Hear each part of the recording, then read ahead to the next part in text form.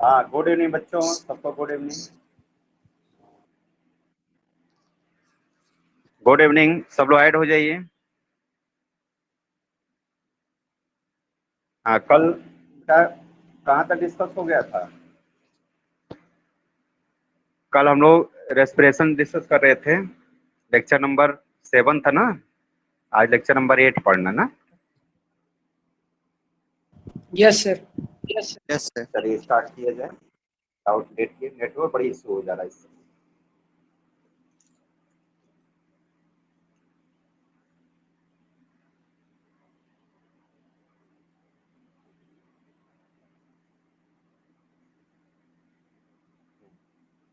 देखिए, कल बेटा हम लोग डिस्कस कर लिया था, रेस्पिरेटरी सिस्टम के बारे में हम लोग डिस्कस कर रहे थे। इसमें हम लोग डिस्कस किया था, कहाँ तक डिस्कस हो गया था? ग्लॉटिस, एपिग्लॉटिस, ये तो हम लोग पढ़ रहे थे, क्या होता है, क्या फंक्शन होता है, कैसे वर्क करता है, इसका क्या स्ट्रक्चर होता है, यहाँ तक हम लोगों ने बेटा डिस्कस किया था। ठीक है, चलिए आगे हम लोग अब डिस्कस किया जाए। देखिए, कल हम लोगों ने यहाँ तक पढ़ा था। देखिए, पेज पड़ा हुआ है, आपको दिखा दे रहे हैं।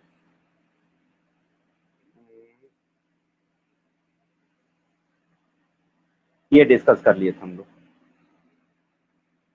एपिग्लॉटिस क्या होता है? लीफ लाइक पार्ट होता है ग्लॉटिस का, कार्टिलेज का बना होता है, फ्लैप की तरह होता है, प्रिवेंट करता है entry of food into respiratory tract, यानी लंग्स में जाने से रोकता है। कल लेक्चर नंबर 7 था, आज लेक्चर नंबर 8 है बच्चों। चलिए आगे स्टार्ट करते हैं। Lecture number 8। तो देखिए, ग्लॉटिस एपिग्लॉटिस के बारे में हम डिस्कस कर लिए थे। एपिग्लॉटिस क्या करता है? लीफ लाइक होता है जो फूड को जाने से रोकता है ना। एपिग्लॉटिस क्या करता है? क्लोज कर देता है ग्लॉटिस को। एपिग्लॉटिस एक्चुअली में क्या करता है बेटा? क्लोज कर देता है किसको? ग्लॉटिस को। जैसे आपसे कहा जाए कि एपिग्लॉटिस का मेन फंक्शन क्या है, तो आप क्या लिखेंगे? इसको मेन पॉइंट याद रखिएगा कि जो एपिग्लॉटिस होता है, स्पेलिंग क्या होती है? येलो डबल टी ना। एपिग्लॉटिस क्या करता है बच्चों? क्लोज कर देता है। याद रखिएगा, क्लोजेस कर देता है, बंद कर देता है।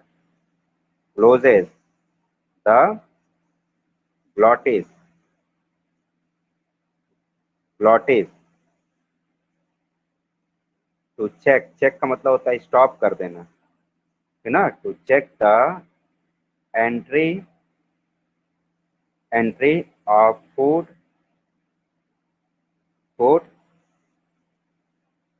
Into the respiratory tract. देखो, ये थोड़ा सेंटेंस याद रखा करिए, एक्यूरेट जो लिखा जाना चाहिए ये है रेस्पिरेटरी ट्रैक।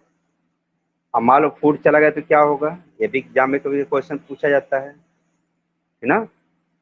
तो क्या हो जाएगा? कैन बी फाइटल, एक वर्ड और ऐड कर लीजिए।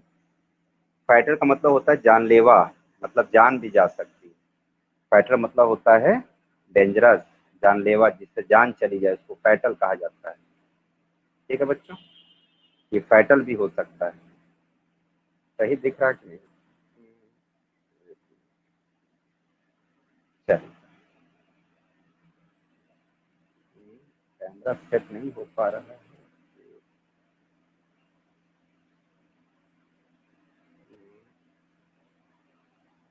ठीक दिख रहा है बच्चों ना? टेढ़ा मेढ़ा तो नहीं दिख रहा है? नो सर, सही है। सही है, चलो काम भर है ना, सही। चलिए, कैमरा ब्लर कर रहा है क्या?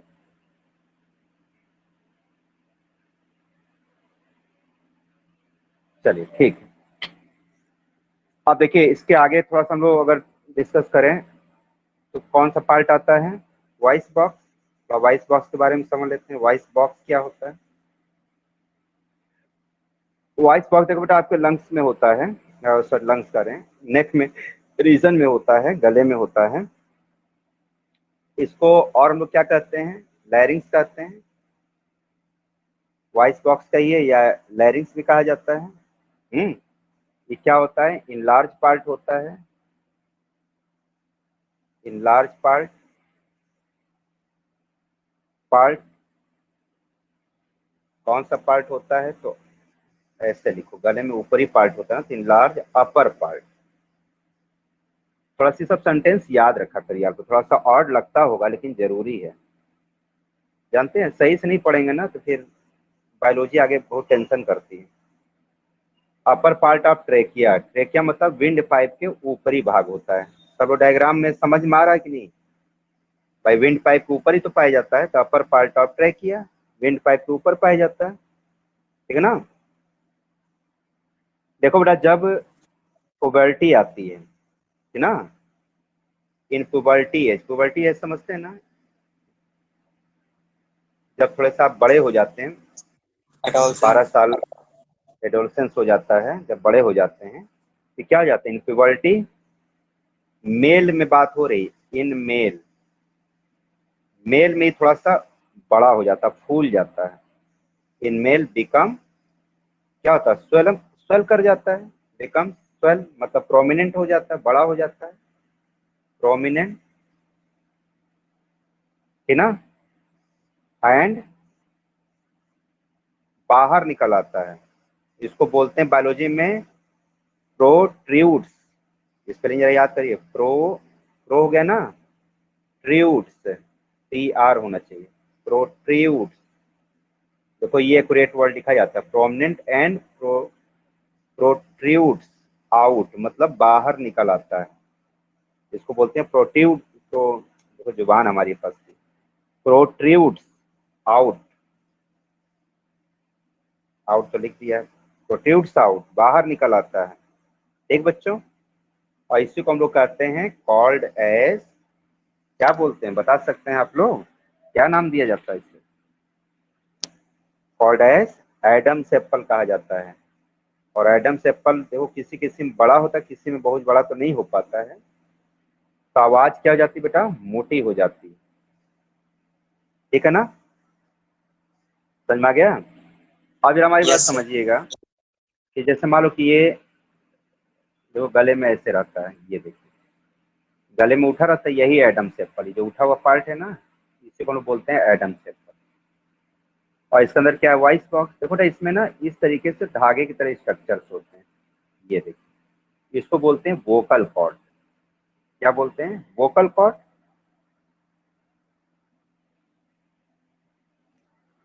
Vocal cord.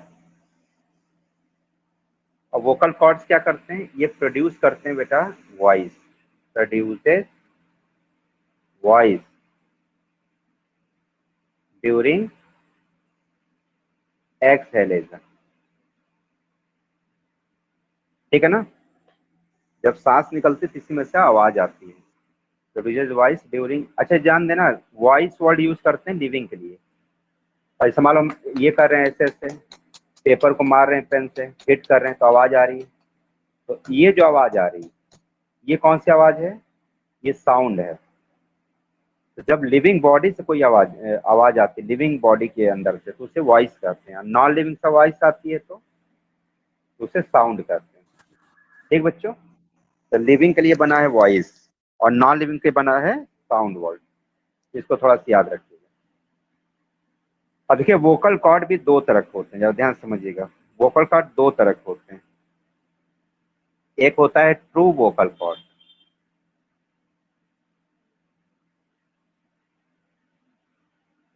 एक होता है फॉल्स वोकल कॉर्ड।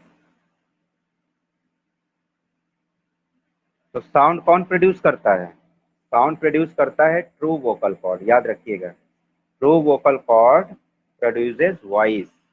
तो वॉइस का रिलेशनशिप किससे है, इससे है, ट्रू वोकल कॉर्ड से, फॉल्स वाला नहीं करता, ठीक है ना। और फ्रॉग में बेटा वोकल कॉर्ड अब्सेंट होता है, याद रखिएगा, ठीक है ना। और कैसे ही इसमें वॉइस क्रिएट होती है, तो वोकल कॉर्ड में क्या होता है, वाइब्रेशन होता है, इसमें होता है वाइब्रेशन, और इस वाइब्रेशन से क्या प्रोड्यूस होती है, तो वॉइस प्रोड्यूस होती है। तो in the vibration of true vocal cord produces voice, यानी voice is produce by vibration in true vocal cord. ये थोड़ा सा लाइन आप लोग को याद रखना पड़ेगा, कहीं नोट कर लीजिएगा आप लोग, ठीक है ना। ये सब इंपॉर्टेंट बातें हैं जो बुक में नहीं दिखती हैं आप लोग को। अच्छा, फ्रॉग में मेल जो फ्रॉग होते हैं उसमें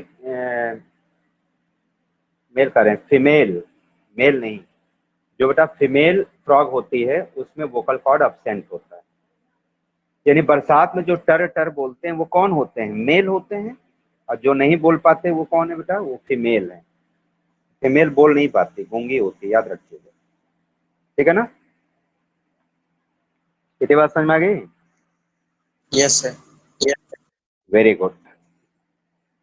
अब आगे चलते हैं। जो हम लोग बोलते हैं किसकी किसकी हेल्प से बोलते हैं, जरा इसको नोट में पॉइंट लिख लीजिएगा। जो स्पीच हम लोग जो बातचीत करते हैं वो किसकी किसकी हेल्प से करते हैं बता सकते हैं?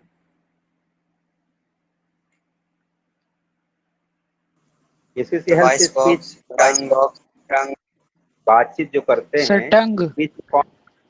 और बताइए। देखिए, एक तो हो गया बकल कैविटी, और बताइए। लिप्स हो गया, यस सर। और बताइए। सर टंग हो टंग। गया, और कोई बचा? और जो आपका सर ऊपर पैलेट, ये पैलेट समझ रहे हैं ना?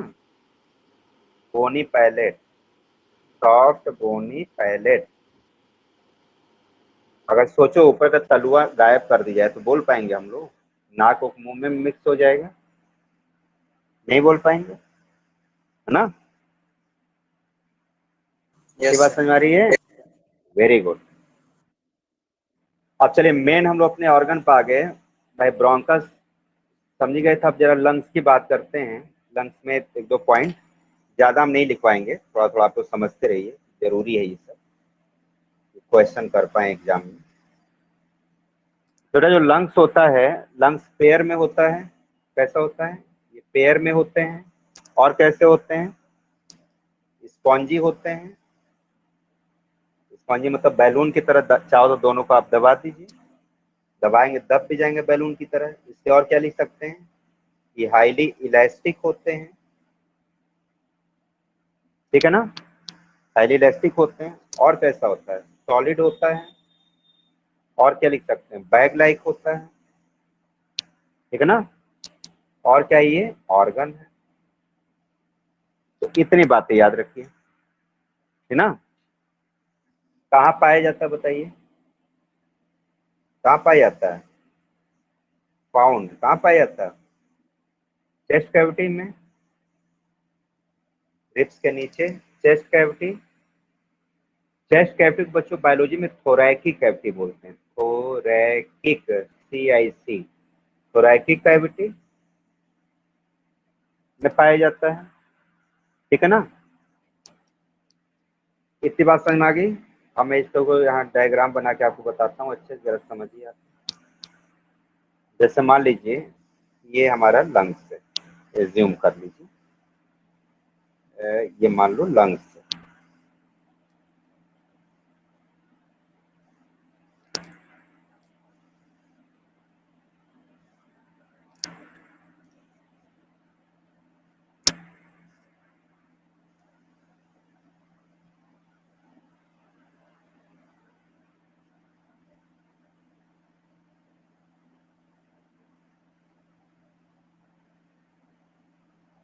ये लंग्स। अब देखिए इस लंग्स में यहाँ से ये ब्रोंकस है,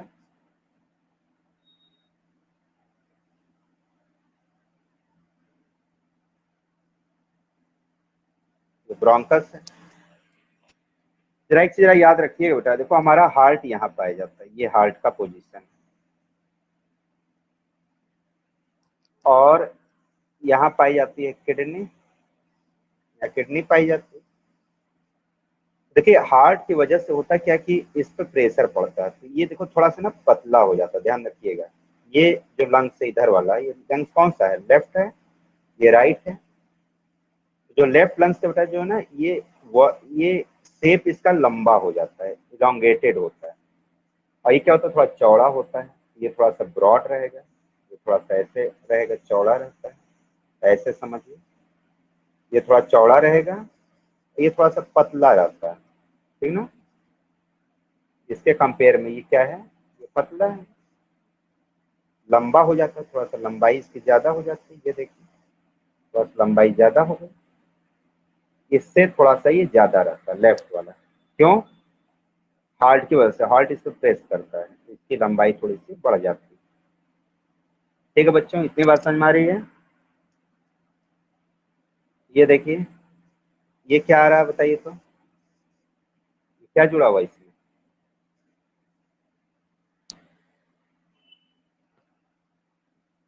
इसका नेम बताइए, ये क्या है? Wind pipe, Yes, sir. Trachea. Wind pipe या ट्रैकिया बोलेंगे। ये देखिए जुड़ा हुआ इधर इधर, ये हो गया ब्रोंकस। ये भी क्या है? ब्रोंकस। हार्ट की पोजीशन यहाँ रहती है हम लोग की। अब देखिए यहाँ तक समझ गए, चलो अंदर में बता ही चुका कि ब्रोंकस डिवाइड हो जाता है इस तरीके से। कितनी बार डिवीजन होता है? 4 टाइम्स, इस तरीके से। देखिए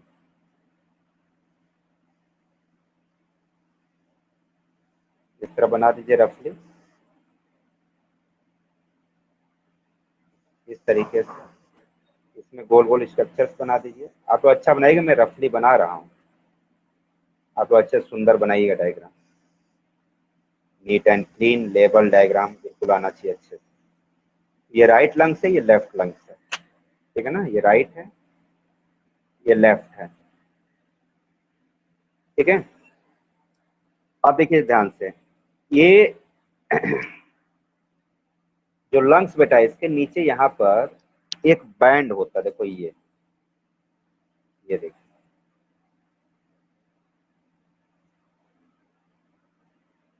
एक मस्कुलर स्ट्रक्चर होता है, ये देखिए मसल्स का बना हुआ। जैसे हम लोग बेल्ट पहनते हैं ना, जब पैंट पहनते हैं तो बेल्ट लगा लेते हैं, उसी तरीके से एक बेल्ट की तरह स्ट्रक्चर होता है, मस्कुलर स्ट्रक्चर। इसको बेटा हम लोग डायाफ्राम कहते हैं, Yes, sir. ठीक है ना? Diaphragm. डायाफ्राम बोलते हैं, इसका नाम हो गया डायाफ्राम। जरा स्पेलिंग ध्यान दीजिएगा, अजीब स्पेलिंग होती है इसकी। DIAPH, फिर क्या होता है? PHRAGM, डायफ्राम, ठीक है। और यहाँ पे क्या होती है सबको पता है, रिप्स होती हैं ऐसे ऐसे, जिसको पसली बोलते हैं हिंदी में। अब बीच में देखिए यहाँ पे जो रिप केज की जो ये रिप्स हैं, ये रिप्स पूरा मिलकर क्या होता है? रिप केज बनाती है। केज मैंने एक यहाँ पर पिजड़े की तरफ बन जाता है, इसे रिप केज कहते हैं। और यहाँ बीच में बच्चों देखो, यहाँ पर ये एक बोन्स होती है, आप अपने चेस्ट पे टच करके देखिए, एक बोन होगा, ये बोन, ठीक है ना? ये और टोटल देखिए ये कितनी होती है? 24 रिप्स होती हैं। और जो लास्ट वाली बोन्स होती है तैरती रहती है, देखो ये लास्ट वाली बोन्स जुड़ी नहीं रहती, इस तरीके से हवा में रहती है, इसको फ्लोटिंग रिप्स कहते हैं। तो लास्ट वाली दोनों तरफ की बोन्स क्या हो गई? फ्लोटिंग रिप्स हो गई। और ये बीच में देखिए एक बोन होता है, जिससे सब आके रिप्स जुड़ी रहती है। तो ये जो बीच में ये मोटी सी जो हड्डी है, इसको बच्चों कहा जाता है स्टेरनम, स्टेरनम कहते हैं, ये बोन है, ठीक है ना? इतनी बात जरा सा आप लोग नोट करनी करिए।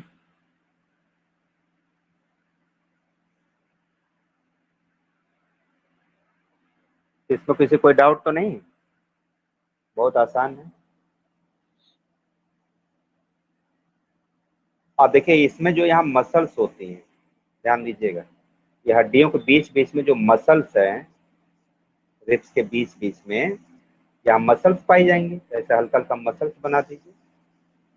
इन बेटा मसल्स को बोला जाता है इंटरकोस्टल मसल।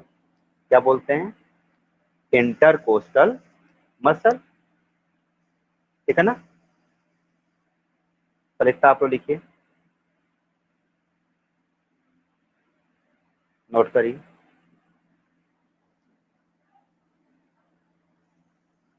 कौन सी मसल होती है? इंटर कोस्टल, एक साथ लिखिएगा, कोस्टल, INTERCOSTAL मसल।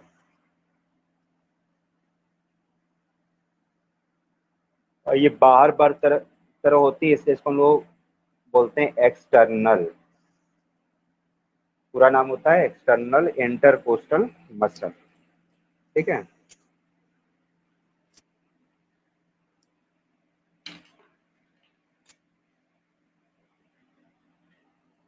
इतनी बात क्लियर हुई भैया सबको? Yes sir. और ये सब क्या हो गए? एल्वियोलाई हो गए, गोल गोल बताए थे आपको, जिसमें हवा जाके भर जाता है। ठीक है ना? समझ में आ गया? तो देखिए जरा से एक पॉइंट और इसमें नोट कर लीजिएगा, फिर हम लोग समझते हैं आगे की प्रोसेस। तो अगर दोनों लंग्स की बात किया जाए तो बायोलॉजी के अकॉर्डिंग लगभग 750 मिलियन एल्वियोलाई पाई जाती हैं। Of alveoli present in lung, present in lungs, मतलब दोनों लंग्स की बात की जा रही है। ठीक है ना? और इसका अगर सरफेस एरिया की बात करें तो विच है और टोटल सरफेस एरिया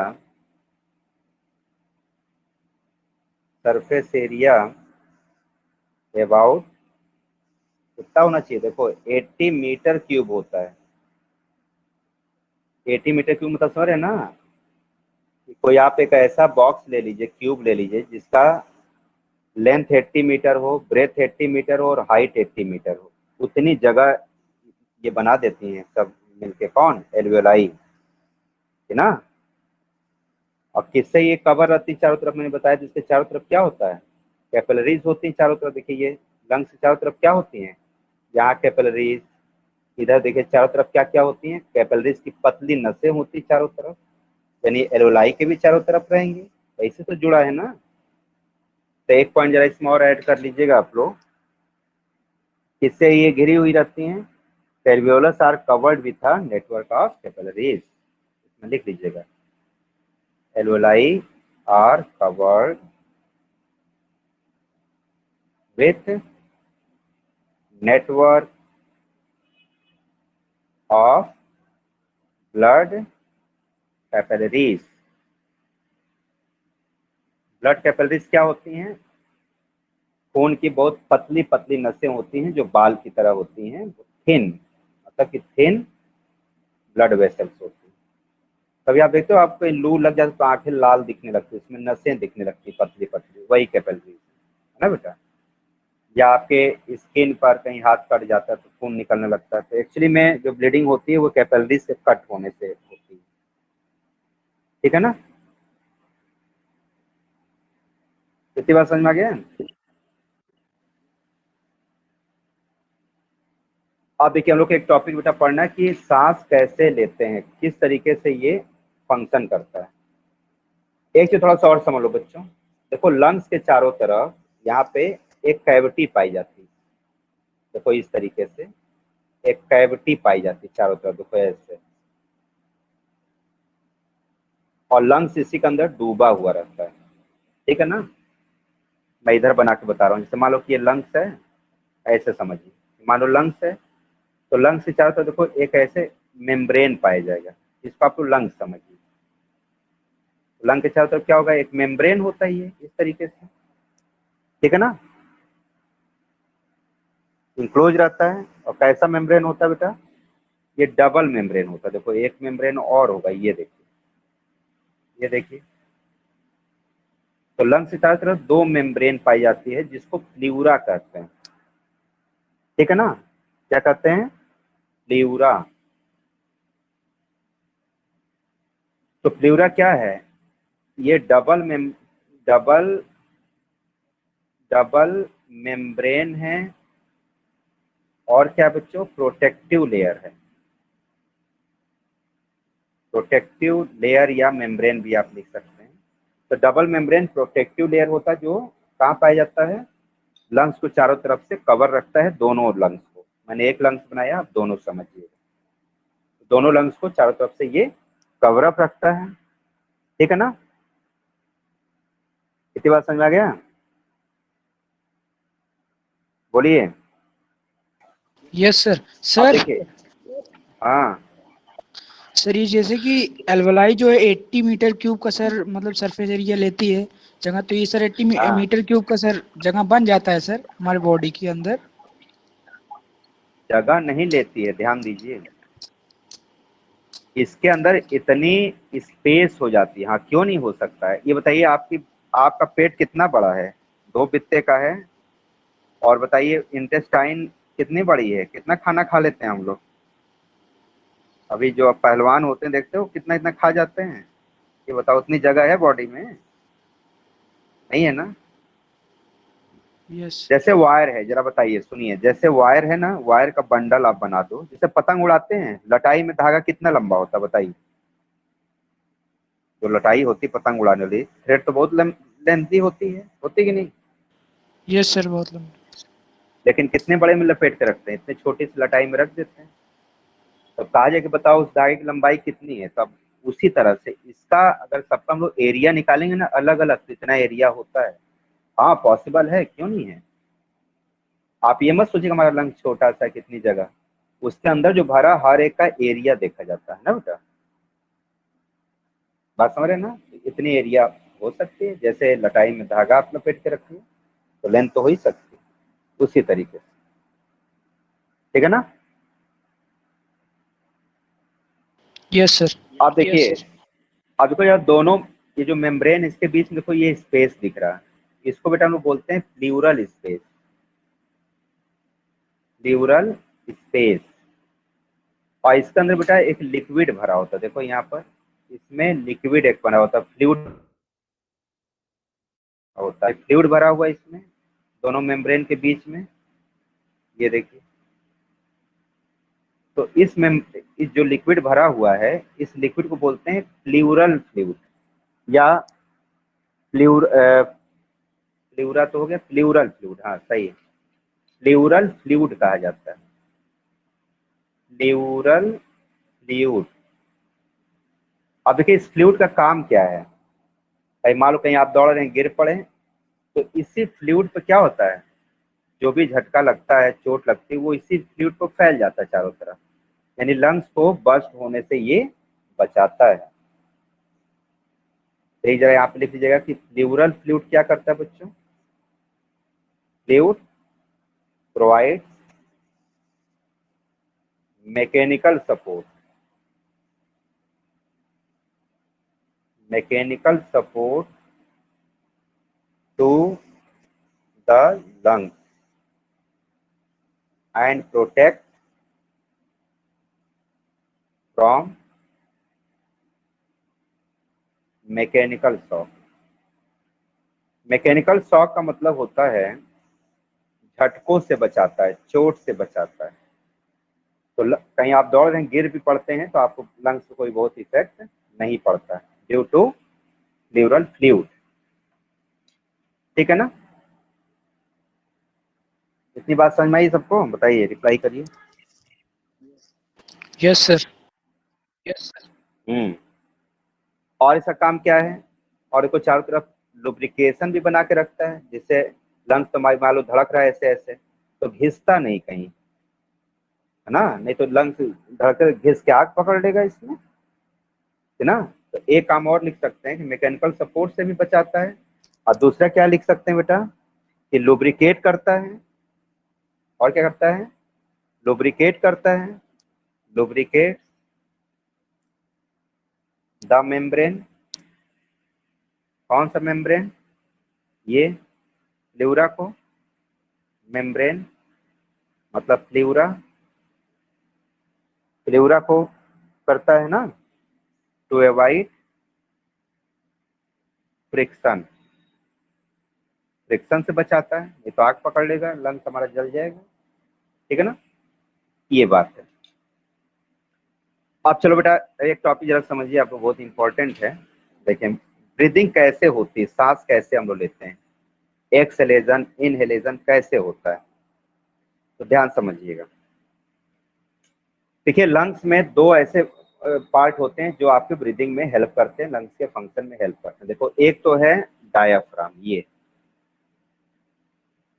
और सेकेंड बेटा है ये इंटरकोस्टल मसल, ये। तो डायाफ्राम और इंटरकोस्टल मसल जो होते हैं ये आपके ब्रीदिंग में हेल्प करते हैं। ब्रीदिंग करने का मतलब है इनहेलेशन और एक्सहेलेशन, इसको हम लोग ब्रीदिंग करते हैं। तो देखिए ध्यान समझिएगा, जब आप लोग सांस लेते हैं तो सांस लेते समय क्या होता है, ध्यान समझना। जैसे आप सांस लेंगे तो ये जो डायाफ्राम है ना, देखो डायाफ्राम दो डायरेक्शन में चलता है, या तो नीचे चलेगा या तो ऊपर चलेगा, नीचे चलेगा या ऊपर चलेगा, डाउनवर्ड अपवर्ड। अपने पेट पे हाथ रख के समझ लीजिए, नीचे चलेगा या ऊपर चलेगा, नीचे ऊपर, downward upward, downward upward, downward upward, downward upward, ऐसे चलता है। और जो आपका ये देखिए, ये जो मसल्स है या रिप्स जो हैं, रिप्स कैसे चलती हैं जरा ध्यान दीजिए, रिप्लाई करिए सब लोग। तो जब सांस आप लोग जरा सांस लेके कोशिश करिए, अंदर खींचिए सांस और सांस छोड़िए। जरा ध्यान दीजिए आपकी जो ये रिप्स है वो किधर मूव करी सांस अंदर लेते समय। अंदर सांस लीजिए जरा, तो अंदर सांस खींचिए और जरा महसूस करिए कि ये जो रिप्स है सर वो बाहर फॉरवर्ड से साइड, ऊपर आ रही कि पीछे जा रही है, सर फॉरवर्ड आगे आ रही साइड। है ना, फॉरवर्ड, यस सर, फॉरवर्ड आ रही है ना, यस सर। यानी कि फॉरवर्ड मतलब आगे आ रही है कि नहीं। और बताइए आपका रिप्स भी किधर हो रहा है, आउटवर्ड, यानी ये भी बाहर आ रहा है कि नहीं। तो जो यस आपकी सर, रिप्स होती है वो ऐसे ऐसे चलती है, ऐसे ऐसे चलती है। और ये कैसे चलता है, इस तरह अप डाउन। ये कैसे होता है, forward backward, forward backward, forward backward. यानी आप अपने मतलब चेस्ट पर हाथ रख के सोचिए कि सामने जा रहा फिर पीछे आ रहा, ऐसे ऐसे आ रहा है ना। तो ध्यान दीजिएगा, जब हम लोग सांस लेते हैं, ध्यान सुनना, जब सांस बेटा लोगे तो बताइए ये डायफ्राम कहाँ भाग जाता है, नीचे। देखिए ध्यान समझिएगा, जब डायफ्राम नीचे भाग आएगा, ये देखिए नीचे भाग आया, ठीक है ना। तो रेड पेन से लिखता हूँ, डायफ्राम कहाँ चलाया, नीचे चलाया। जब बेटा ये नीचे आएगा तो ये बताओ ये दोनों क्या होंगे, पीछे भागेंगे आगे आएंगे, सर बताइए फॉरवर्ड, सर आगे आएंगे, किधर जाएगा, आगे आएगा। आगे। Yes sir. इसकी बात कर रहे हैं हम लोग, देखो ध्यान देना, नीचे भागा, हम लोग इंस्पिरेशन की बात कर रहे हैं,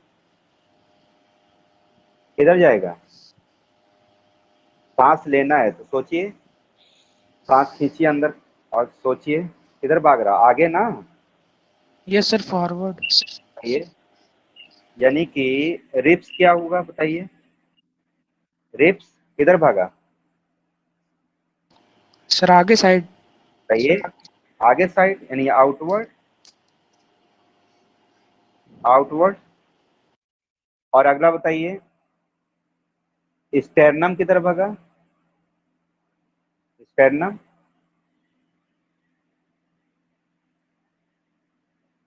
ये भी तो आगे भाग आएगा, बताइए यस सर, जब फॉरवर्ड। जुड़ा है ऐसे तो वो भी आगे जाएगा। भाई वो जुड़ा ही तो है साथ में, वो भी तो जड़ेगा साथ में। ये देखिए स्टेरनम आगे आने का मतलब ये बच्चों है कि आपका ये इंटरकोस्टल मसल क्या होता है, इंटरकोस्टल मसल। इंटरकोस्टल मसल भी किधर आएगा, फॉरवर्ड, है ना। अच्छा बताइए ये नीचे भाग गया, ये आगे चला है, तो बताइए लंग्स पे प्रेशर कम हो गया कि ज्यादा हो गया, बताइए। भाई बेल्ट इसको दबाता है, देखो ऊपर जाएगा तो दोनों को दबा देगा ऐसे, और नीचे भागा तो बताओ दोनों पे प्रेशर कम हो गया कि ज्यादा होगा, लंग्स सर कम। कम हो गया। तो देखो प्रेशर जो होता है लंग्स के अंदर वो रिड्यूस हो जाता है, और जब प्रेशर बेटा कम होगा तो लंग्स फूल जाएंगे कि नहीं, बताओ, यस फूल सर। जाएंगे ना। तो फूल जाने तो क्या चीज ज्यादा हो जाएगा, उसके अंदर जगह ज्यादा हो जाएगी, वॉल्यूम बढ़ जाएगा। सर ध्यान, वॉल्यूम इंक्रीज हो जाएगा। यानी डायाफ्राम नीचे आया, रिप्स आउटवर्ड गया, स्टर्नम फॉरवर्ड गया, और pressure, P for pressure, pressure क्या हो गया, कम हो गया लंग्स के अंदर, तो वॉल्यूम ऑफ लंग्स क्या हो गया, बढ़ गया। और जब बढ़ जाएगा तो क्या होगा, हवा अपने आप बाहर से अंदर चली जाएगी, यानी कि जो एयर होगी वो क्या हो जाएगी, वो एंटर कर जाएगी। ये कौन सी प्रोसेस होगी बताइए, ये ये पूरा जो प्रोसेस हो रहा है ये किस में हो रहा है, इंस्पिरेशन हो गया, ये देखिए इंस्पिरेशन, या बोलेंगे इनहेलेशन, ये प्रोसेस होगी। ठीक है बेटा, अब चलिए आगे बढ़ते हैं। अब इसका उल्टा, लंग्स में हवा भर गई, अब हमको बाहर फेंकना है, तो ये कहाँ मूव करेगा, डायफ्राम अब जाएगा ऊपर, देखो जैसे ऊपर जाएगा इन दोनों को दबाना शुरू कर देगा, प्रेशर करेगा। ये देखिए डायफ्राम जब ऊपर जाएगा तो रिप्स किधर चली जाएगी बताइए, देखिए सर आप सांस बैकवर्ड छोड़ के मतलब देखिए, पीछे साइड। पीछे भागी है ना, तो अभी पहले किधर भाग रही थी, आउटवर्ड, अब किधर हो गई, इनवर्ड, यानी रिप्स जो होगी मूव्स करेगी इनवर्ड। यहाँ भी मूव से लिख लीजिएगा, छूट गया था, मूव्स आउटवर्ड, मूव्स इनवर्ड। अब बताओ स्टेरनम किधर जाएगा, सर वो भी इनवर्ड जाएगा। फॉरवर्ड बैकवर्ड, हाँ मतलब किस साइड, पहले फॉरवर्ड था बैकवर्ड हो जाएगा, या सर बैकवर्ड पीछे साइड। पीछे चला जाएगा। यही वर्ड लिखिएगा आप लोग, इनवर्ड फॉरवर्ड, मतलब ध्यान से रखिएगा।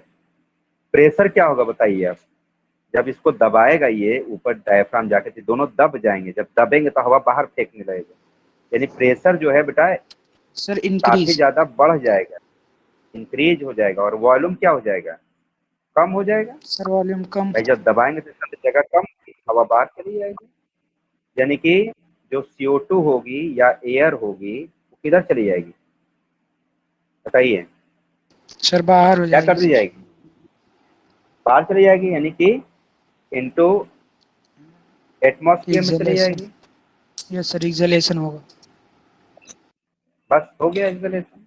तो ये बेटा प्रोसेस हो गई एक्सहेलेशन, या ये इंस्पिरेशन था, ये एक्सपीरेशन,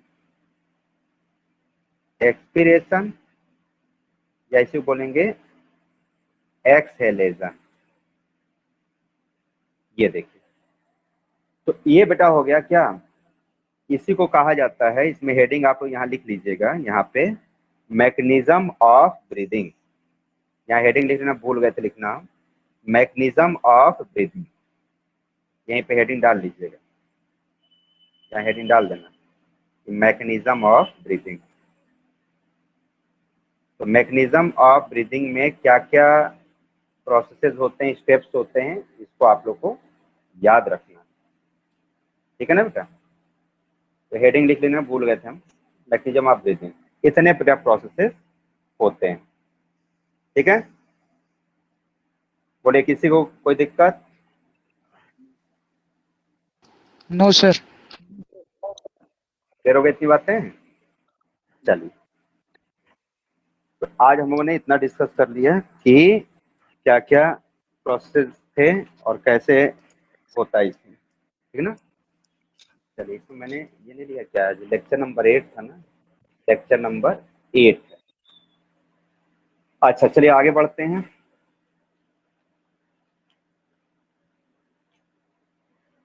बेटा एनिमल के बारे में आप लोगों ने पढ़ लिया, अब प्लांट के बारे में पढ़ना। चलिए हेडिंग लिखिए, रेस्पिरेशन इन प्लांट, बहुत आसान है, रेस्पिरेशन इन प्लांट। देखिए फोटोसिंथेसिस रेस्पिरेशन का डिफरेंस ये होता है कि फोटोसिंथेसिस में प्लांट क्या लेता है, ध्यान समझिएगा, फोटोसिंथेसिस में, फोटोसिंथेसिस, और एक बेटा होता है रेस्पिरेशन।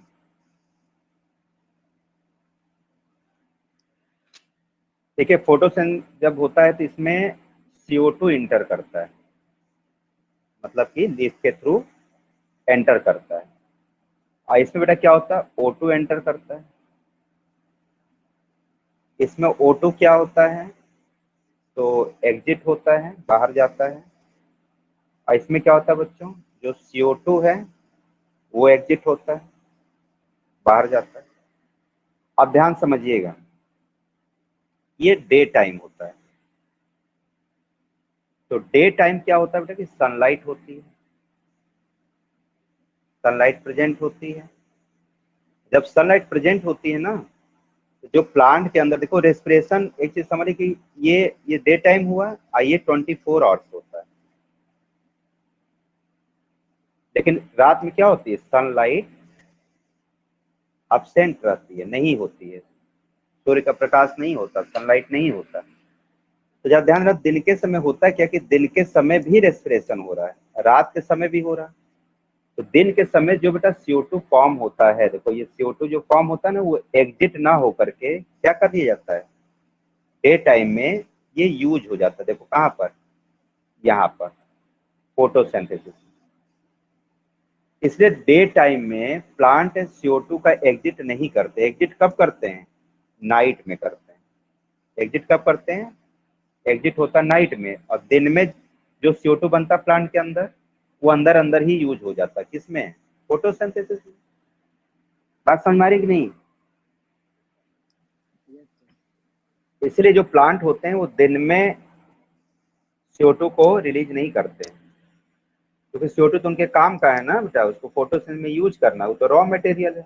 तो एक बार फेंके बाहर और फिर खींचेंगे, फायदा क्या हुआ, तो वो अंदर अंदर ही यूज कर ले जाते हैं, किसको, CO2 को।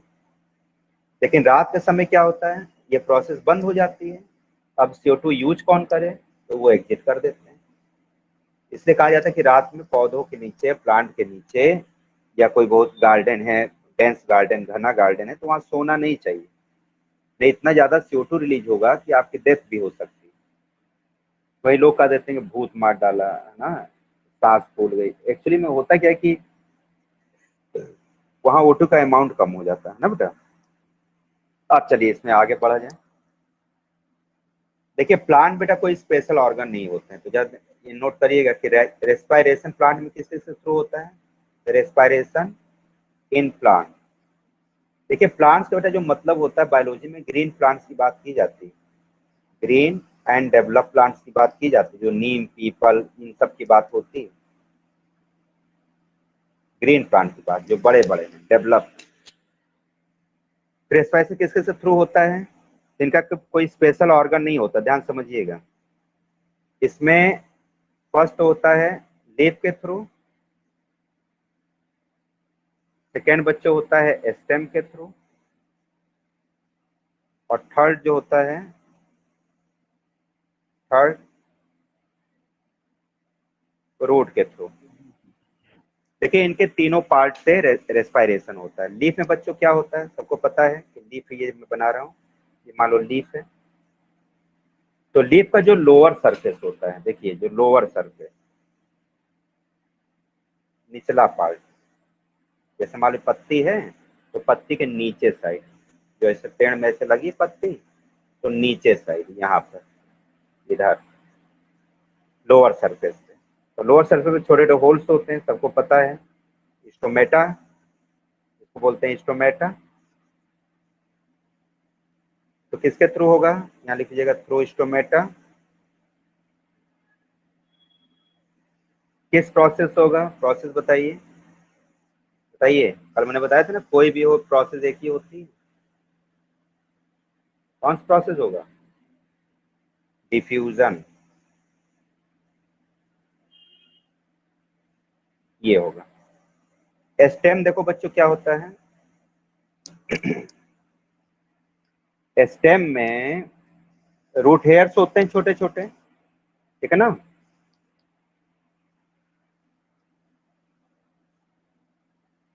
तो रूट हेयर का थ्रू जो छोटे प्लांट उसमें होता है। मान लो कि स्टेम कोई मोटा हो गया, ये देखिए, जैसे वुडी स्टेम है, वुडी स्टेम।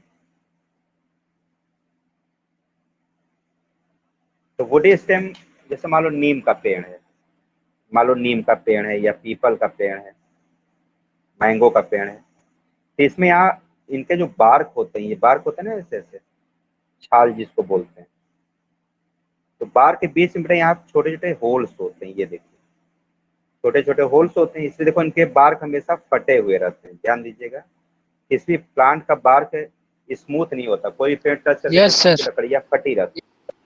तो फटी फटी क्यों होती है? इसमें छेद होता है बेटा, इसमें होल होता है। इस छेद को कहा जाता है लेंटिसेल्स, है ना। इसको लेंटिसेल्स या लेंटिकल्स आप जो बोल पाओ, स्पेलिंग याद रखना। लेंटिसेल्स का कहिए ज्यादा अच्छा है। तो लेंटिसेल्स के थ्रू होता है। तो कैसे होगा बताइए? तो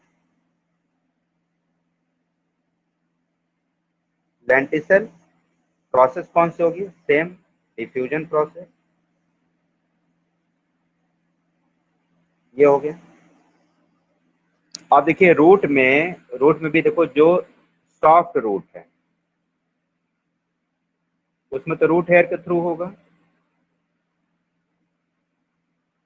वैसे रूट हेयर का मेन काम होता है वाटर मिनरल्स को एब्जॉर्ब करना, लेकिन कुछ प्लांट में इसके थ्रू भी होता है, बहुत कम प्लांट में।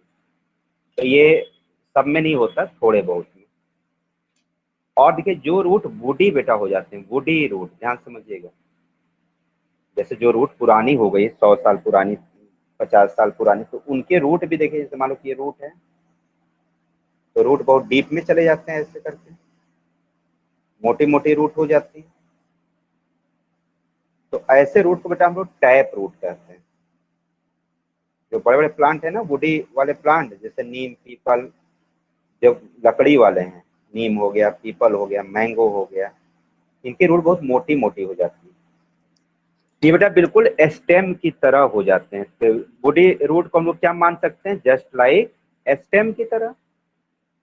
कौन से स्टेम? Woody stem. तो इनका प्रोसेस और इनका प्रोसेस सेम हो जाता है, यानी इस पर भी छोटे छोटे होल्स बन जाती है। ये देखिए बिल्कुल लकड़ी की तरह हो जाती है इनकी रूट। वो रूट नहीं होती, वो लकड़ी हो जाती है, खाली रूट कहा जाता है। तो इसमें भी सेम क्या प्रोसेस होगा? सेम यही हो जाएगा। क्या? थ्रू लेंटिसेल या लेंटिकल, थ्रू डिफ्यूजन प्रोसेस। देख लीजिए, आपको कोई डाउट हो बताइए।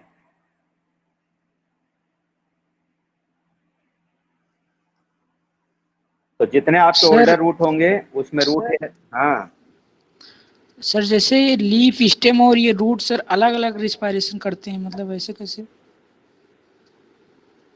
प्लांट पूरे बॉडी से करता है ना बेटा। अच्छा आप अब एक छोटा प्लांट लगाइए गमले में ला करके, पॉट में, और खूब पानी भर दो, क्या होगा? वो प्लांट सूख जाता है। ध्यान देते हैं? यस गांव में देखते हो खेती कैसे की जाती है, धान उन बो देते हैं, गेहूं, तो देखो खुरपी लेकर के सर, हम गांव पूरे में ही घास हैं। को हटाया जाता है। गांव में है तो देखते हैं ना, खुरपी लेकर के जड़ों के पास मिट्टी को ढीला यस किया सर। जाता है, लूज करते यस हैं। सर। क्यों किया जाता है? कभी सोचा है इसका? नहीं सर करेंगे तो उसको सांस नहीं ले एयर पाएगा मिल। प्लांट। Yes sir. जी हाँ, तो सांस यहाँ से भी लेते हैं ना। अब भाई जैसे मान लो धान का है, गेहूं का है, तो उसमें सॉफ्ट रूट होती है। सॉफ्ट रूट को बेटा एडवेंटिटियस रूट कहा जाता है। क्या बोलते हैं? रूट दो तरह के होते हैं, एक होता है एडवेंटिटियस रूट, या इसको बोलते हैं फाइब्रस रूट, जो बहुत छोटी छोटी रूट होती है।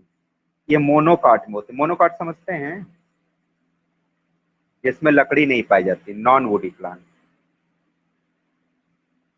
जिसके सीड के दो पार्ट नहीं होते। कौन कौन सा? देखो गेहूं में दो पार्ट नहीं होता, चावल में दो पार्ट नहीं होता, मक्का में दो पार्ट नहीं होता, मेज, राइस, ग्रास हो गई।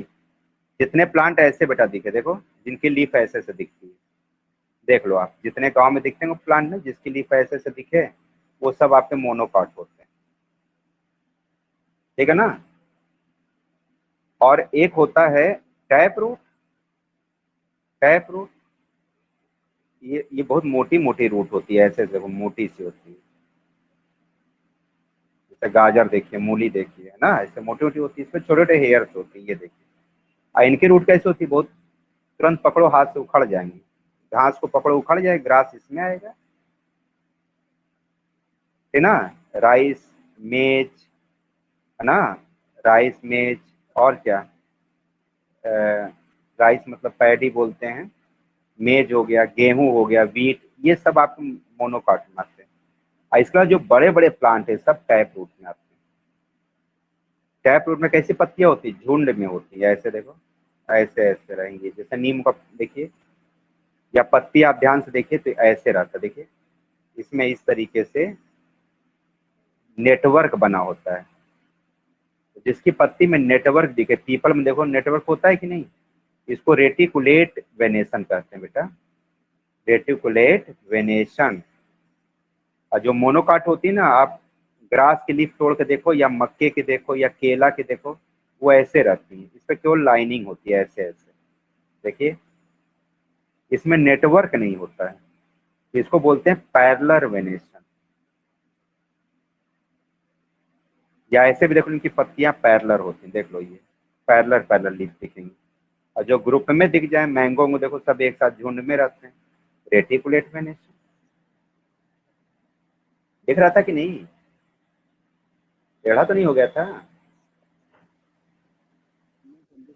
सर दिख रहा था समझ गए आप लोग? सर। तो रेटिकुलेट मतलब लीफ के अंदर नेटवर्क बना हो, जाल की तरह बना हो, और पैरेलल मतलब केवल लाइनिंग ऐसे से बनी। समझ गए आप लोग? तो ये थोड़ा सा आप लोगों को ध्यान में रखना पड़ेगा ना बच्चों। इतनी बात समझ में आ गई सबको? बताइए। Yes sir. अच्छा, चलिए भाई, जरा कुछ स्पेशल बातें आप देखो, रेस्पिरेशन बेटा कंप्लीट हो गया, इतना ही आप लोगों को पढ़ना है। अब जरा कुछ हम लोग इंपॉर्टेंट पॉइंट्स लिख लेते हैं इससे रिलेटेड। और देखिए आप लोग का एक टेस्ट रखूंगा बीच में वेडनेसडे को, ठीक है ना? वेडनेसडे को टेस्ट रहेगा रेस्पिरेशन का स्पेशली, तो आप इसको तैयार करिए। उसमें 26 क्वेश्चंस होंगे, पेपर मैंने बना भी दिया है, कल सोचे कि भेज भी दे, लेकिन मैंने भेजा नहीं है, मैं सोचा चलो टेस्ट ले लेंगे। तो आप लोग को वेडनेसडे को टेस्ट होगा 1 घंटे का, आप लोग तैयार करिए, ठीक है ना? समझ में आ गया ना? देखो इसमें कुछ पॉइंट बेटा जरा नोट करिएगा। देखिए जितने एक्वेटिक प्लांट होते हैं, पानी में रहने वाले एक्वेटिक प्लांट, वो क्या करते हैं बच्चों? कैरी आउट गैसियस एक्सचेंज, या आपको कंपटीशन के लिए लिखवा रहा हूँ एनटीएससी के लिए, गैसियस एक्सचेंज या एनटीएससी के लिए लिखवा रहा हूँ, लिख लीजिए आप लोग for NTSC. Gases exchange by diffusion, by diffusion over their whole surface। Whole surface मतलब पूरे शरीर से, रूट स्टेम लीफ सबसे, इसमें रूट से भी, स्टेम से भी, लीफ से भी, हर जगह से बेटा ये गैसेस एक्सचेंज इनमें होता है, ठीक है ना? इतनी बात समझ में आ गई? Yes sir. नेक्स्ट पॉइंट लिखिएगा। देखो डिफ्यूजन का डायरेक्शन आप लोग जानेंगे हमेशा, क्या पढ़ा आप लोगों ने? Higher concentration to lower concentration, ठीक है ना? लेकिन ऐसा कोई जरूरी नहीं है, वो डिपेंड करता है प्लांट कैसा है या ऑर्गेनिज्म कैसा है। तो इसको थोड़ा सा नोट करो बेटा कि डायरेक्शन ऑफ जो डिफ्यूजन होता है, diffusion depends upon the environmental. Sir blood दिख रहा है सर, थोड़ा थोड़ा। ब्लर दिख रहा है? Yes sir. सर फिर सही नहीं ठीक दिख हो रहा है जाता क्या? है सर। नेटवर्क प्रॉब्लम होगा। Environmental condition and the requirement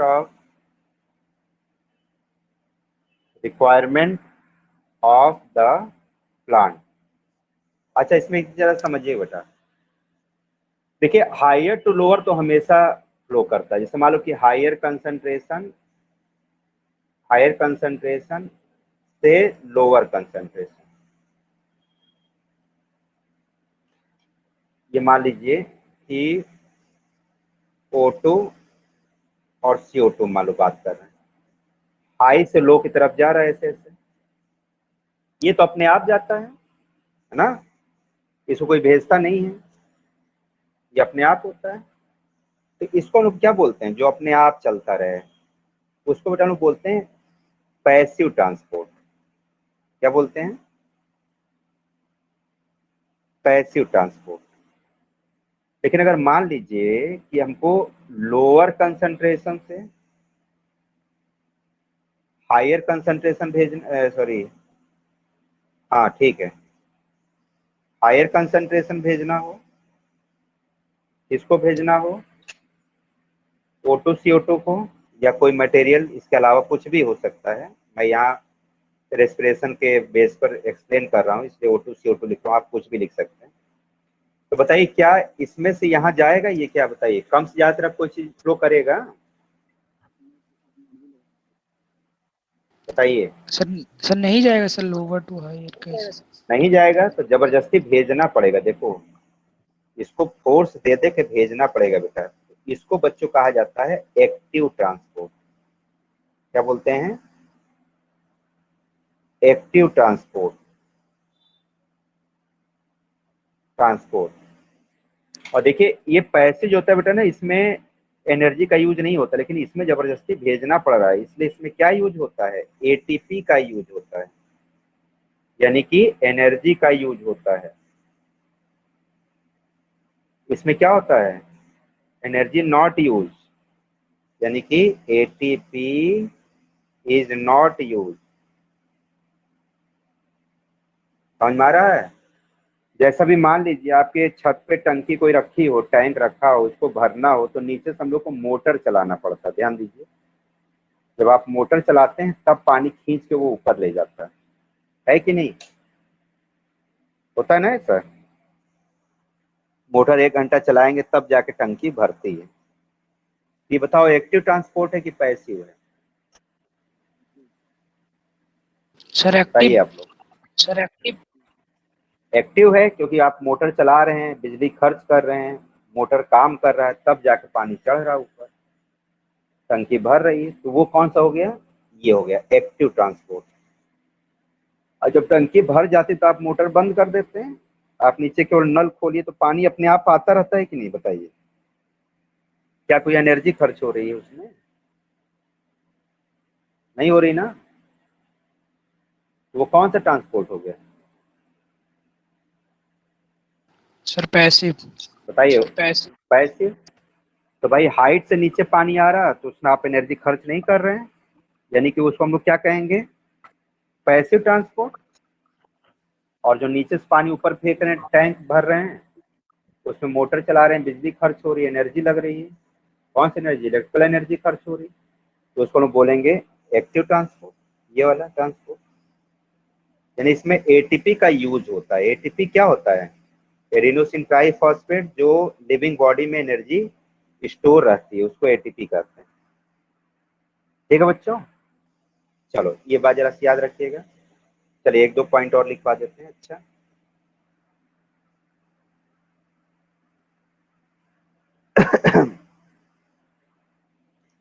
ये तो मैंने उससे बता भी दिया है कि ड्यूरिंग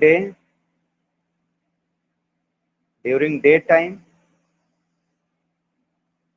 इन ग्रीन प्लांट क्या होता है? बताइए, क्या रिलीज होता है? O2 release, sir O2।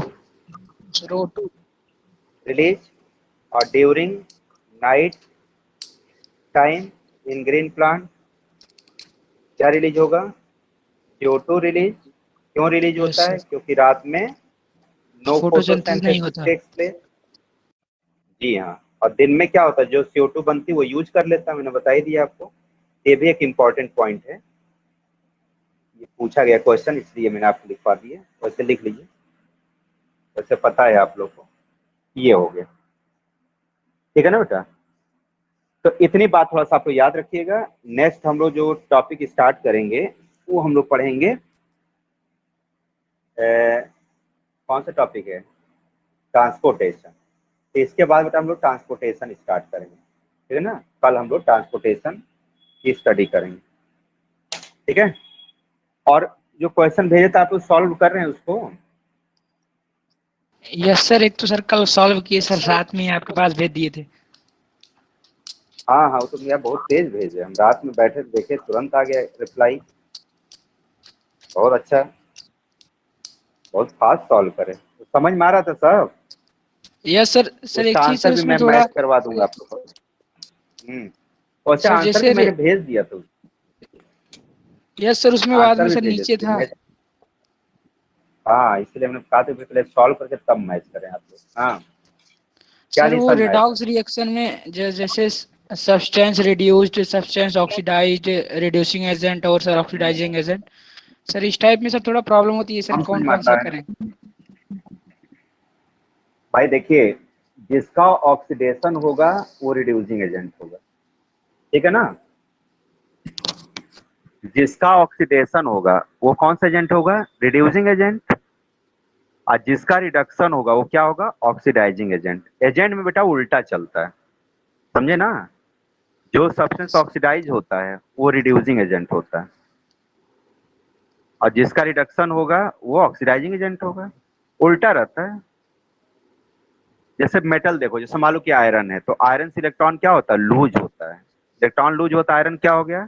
Oxidation हो रहा है। आयरन में से 2 इलेक्ट्रॉन निकालो तो Fe+2 बना, तो आयरन का क्या हो रहा है? ऑक्सीडेशन।